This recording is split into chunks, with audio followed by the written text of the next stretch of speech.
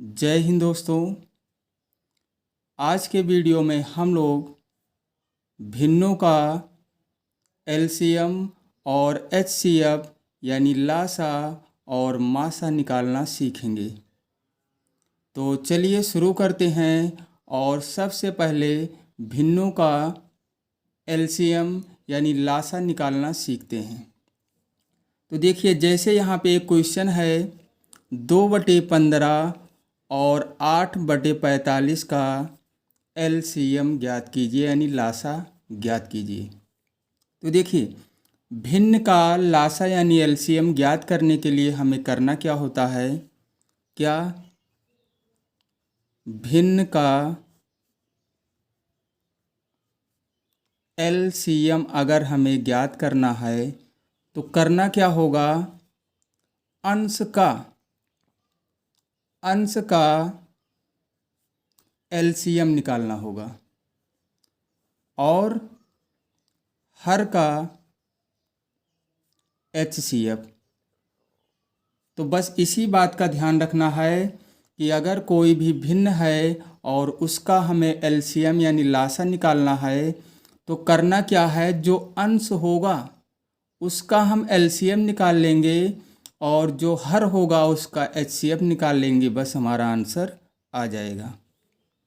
तो जैसे यहाँ पे दिया गया है 2/15 और 8/45, तो हमें निकालना क्या है, एलसीएम।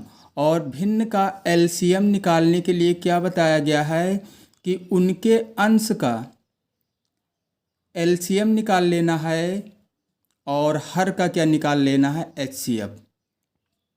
मतलब जो अंश है इनके 2/15 और 8/45 में अंश क्या है, अंश 2 और 8 ही तो है।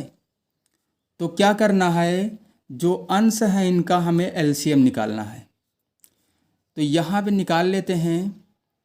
8 का जब गुणनखंड करेंगे, अभाज्य गुणनखंड, पहले 2 का कर लेते हैं, तो 2 का 2 ही होगा। एलसीएम निकाल रहे हैं यहाँ पे। और 8 का क्या हो जाएगा, 8 का हो जाएगा 2 गुणे 2 यानी 2 दूनी 4 और दूनी 8। इसको हम लिख सकते हैं 2 की पावर 3। मतलब ये हुआ कि 2 और 8 का जो एलसीएम आएगा, एलसीएम अधिकतम घात को लेना है। इसमें 2 की घात 3 है और यहाँ 2 की घात 1, तो हमें 2 की घात 3 को ही लेना है। मतलब ये हो जाएगा 2 गुणे 2 यानी 8 आएगा इसका एलसीएम। मतलब जो हमारा भिन्न था 2/15 और 8/45 में अंश 2 और 8 है, इसका क्या निकालना था, एलसीएम निकालना था। तो एलसीएम कितना आ गया, 8। अब देखिए, हमें क्या करना है, हर का जो अंश है यहाँ इनका एलसीएम 8 आ गया और हर का क्या निकालना है, एचसीएफ। मतलब 15 और 45 का। तो 15 का गुणनखंड होगा, अभाज्य गुणनखंड 3 गुणे 5, 5 यानी 15। और 45 का क्या हो जाएगा, 45 का हो जाएगा 3 गुणे 3 और गुणे में 5। जब इसका अभाज्य गुणनखंड करेंगे तो 3 गुणे 3 गुणे 5 यानी 3 त्रिक 9 × 5 45। और हमें क्या निकालना था, एचसीएफ। क्या निकालना था, एचसीएफ। अब देखिए, एचसीएफ यानी मासा जो होता है, जो संख्याओं के अभाज्य गुणनखंड में उभयनिष्ठ गुणनखंड होता है उसी को लेते हैं। तो ये दोनों उभयनिष्ठ हैं। देखिए, और क्या उभयनिष्ठ है, 5। तो 3 लेना है और 5 को लेना है, यानी कितना आ गया इसका एचसीएफ, 15। बस हमें क्या करना है, किसका एलसीएम निकालना था, 2/15 और क्या था, 8/45 का एलसीएम क्या होगा। तो इसमें क्या बताया गया है, भिन्नों का एलसीएम में अंश का एलसीएम निकालेंगे, जिसका एलसीएम निकाला गया है 8 आया है। और हर का जो हमें निकालना है, एचसीएफ यानी मासा निकालना है, कितना आया है, 15। और यही हो जाएगा हमारा आंसर। अगर एक बार इसको समझ लेते हैं तो ये कुछ ही सेकंडों में इसको सॉल्व कर सकते हैं। अगर हमें किसी भी भिन्न का एलसीएम निकालना है तो तुरंत ही क्या करना है,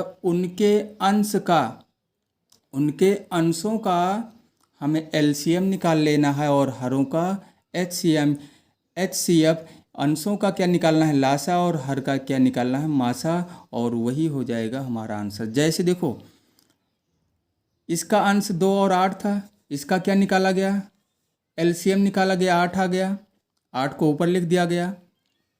हर क्या था, 15 और 45, जिसका एचसीएफ यानी मासा निकाला गया 15। बस यही हमारा आंसर हो जाएगा। तो इस तरीके से हम भिन्नों का एलसीएम ज्ञात कर सकते हैं। तो चलिए एक क्वेश्चन और सॉल्व करते हैं। भिन्नों का एलसीएम कैसे निकालते हैं अभी बताया ही गया है। तो यहाँ भी 6/25, 3/20, 4/35 का क्या निकालना है, एलसीएम ही निकालना है। तो इनके अंशों का क्या निकाल लेंगे, एलसीएम, यानी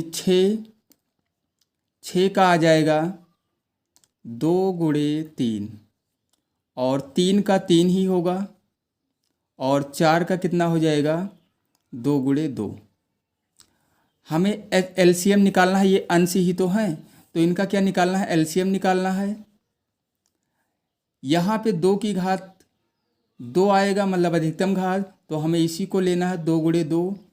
और क्या बच रहा है इसमें, 3, क्या बच रहा है 3, तो 3 को ले लेना है, अधिकतम घात 1 ही है तो केवल 3 को ही लेना है, तो इसका एलसीएम आ जाएगा 12। अब हम निकाल लेंगे 25, और 25 का आ जाएगा 5 × 5।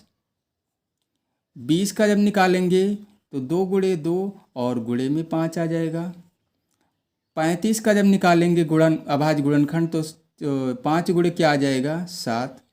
तो देखिए तीनों संख्याओं में जो उभयनिष्ठ है, मासा में क्या करते थे, एचसीएफ में जो तीनों के गुणनखंड में उभयनिष्ठ होता था उसी को लेते थे। तो देखिए 5 ही केवल उभयनिष्ठ है, तो इसका एचसीएफ कितना आ जाएगा, 5। हमें क्या करना था, 6/25, 3/20 और 4/35 का क्या निकालना है, एलसीएम। तो इसका एलसीएम कितना आ जाएगा, इसका एलसीएम आ जाएगा 12/5। क्या लिखना है, 12/5। तो देखिए आंसर तो हमारा आ गया, लेकिन अगर अंश ज़्यादा होता है हर से तो उसको हम मिश्र भिन्न में लिख देते हैं। ऐसे 5 दूनी 10, 2 बचेगा, इस तरह लिख सकते हैं। 2 से ही 2/5 लिख सकते हैं। जैसे देखिए 5 दूनी 10 और 2 12/5 ही आएगा, तो इसको इस तरीके से लिख सकते हैं।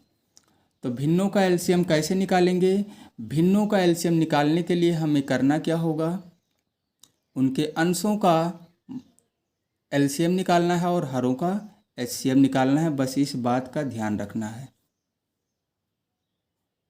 चलिए अब भिन्नों का एचसीएफ यानी मासा भी निकालना सीखते हैं। तो भिन्न का एचसीएफ कैसे निकालते हैं, भिन्न का एचसीएफ, इसको निकालने के लिए क्या करते हैं, अंश का मतलब अंशों का एचसीएफ कर लेते हैं, निकाल लेते हैं, और हर का एलसीएम। अगर हमें भिन्न का एचसीएफ निकालना है तो अंश का एचसीएफ और हर का क्या निकालेंगे, एलसीएम, मतलब अंश का मासा और हर का लासा। और लासा में क्या था, भिन्न का लासा निकालने के लिए क्या बताया गया था कि अंश का लासा और हर का मासा, बस यही ध्यान रखना हमें। तो जैसे हमारा यहाँ भिन्न है 4/5 और 8/15, तो अंशों का क्या निकालना है, मासा यानी एचसीएफ। तो 4 का जब गुणनखंड किया गया तो 2 × 2 आ जाएगा। 8 का कितना आ जाएगा, 2 × 2 × 2। तो इसमें देखिए मासा ही तो निकाल रहे हैं एचसीएफ, तो इसमें उभयनिष्ठ गुणनखंड 2 ही तो हैं, तो इसका एचसीएफ कितना आ जाएगा, 2 × 2 यानी 4 आ गया। अब हमें इनके हरों का एलसीएम निकालना है, मतलब 5 का देखिए 5 का 5 ही होगा, और 15 का 3 गुणे 5। तो इसको, ये दोनों उभयनिष्ठ है, मतलब इसको हमें एक बार लेना है। तो इसका जो एलसीएम आएगा, एलसीएम, इसका एलसीएम 3 गुणे 5 ही आएगा, यानी 15 हो जाएगा। हमें क्या करना था, 4/5 और 8/15 का क्या निकालना था, HCF। तो अंश का HCF निकाला गया, 4 आया। हर का LCM निकाला गया, 15 आया। तो ये हमारा आंसर हो जाएगा। बहुत ही आसान है, बस यही हमें ध्यान रखना है, इस सूत्र को नहीं भूलना है कि अगर LCM निकालना है तो अंश का LCM और हर का HCF निकालेंगे। अगर HCF यानी मासा निकालना है तो अंश का मासा यानी HCF और हर का लासा निकाल लेंगे। तो चलिए एक क्वेश्चन और लेते हैं। यहाँ भी HCF ही निकालना है। जैसे 3/5, 9/14, 15/20 का हमें क्या निकालना है, HCF यानी मासा। क्या बताया गया है, इनके अंशों का हम क्या निकाल लेंगे, इनके अंशों का हम निकालेंगे मासा यानी HCF और हरों का लासा निकालेंगे। तो अंश क्या है, 3, और 3 का गुणनखंड मतलब 3 ही होगा। उसके बाद 9 है, 9 का कितना आ जाएगा, 3 गुणे 3। उसके बाद 15 है, 15 का 3 गुणे 5 आ जाएगा। तो इसमें तीनों में उभयनिष्ठ गुणनखंड यही तो है, तो हम HCF ही निकाल रहे थे। तो HCF में केवल क्या आ जाएगा, 3। अब चलिए हम क्या निकालेंगे, इनके हरों का लासा निकालेंगे यानी LCM। 5 का गुणनखंड मतलब 5 ही आएगा। 14 का कितना आएगा, 2 गुणे 7। और 20 का कितना आएगा, 2 गुणे 2 और गुणे में 5। हमें क्या निकालना था, यहाँ पे LCM निकालना है, LCM। तो LCM निकालने के लिए करना क्या है, जो अधिकतम घात है यही तो है, 2 गुणे 2, अधिकतम घात 2 ही है, तो इसको ले लेना है 2 गुणे 2। बचा क्या इसमें बचा हुआ है 7 और 5। तो 5 यहाँ इसमें भी है और इसमें भी, तो 5 को हमें एक ही बार लेना है। क्या लेना है, एक ही बार लेना है, 2 बार नहीं लिखना है। और क्या बचा हुआ है, 7, 7 को ले लेना है और इसका गुणा करा लेना है। 2 दूनी 4, 4 पंचे 20 हो जाएगा और 20 सत्ते 140। ये हमारा क्या आ गया, LCM। हमें करना क्या था, 3/5, 9/14 और 15/20 का क्या निकालना था, HCF। तो अंशों का HCF निकाला गया, कितना आया, 3। और हरों का LCM निकाला गया, कितना आया, 140। यही हमारा क्या हो जाएगा, आंसर हो जाएगा। बस हमें यही ध्यान रखना है कि अगर कोई भिन्न है और उसका LCM यानी लासा निकालना है तो उनके अंशों का लासा, हरों का मासा।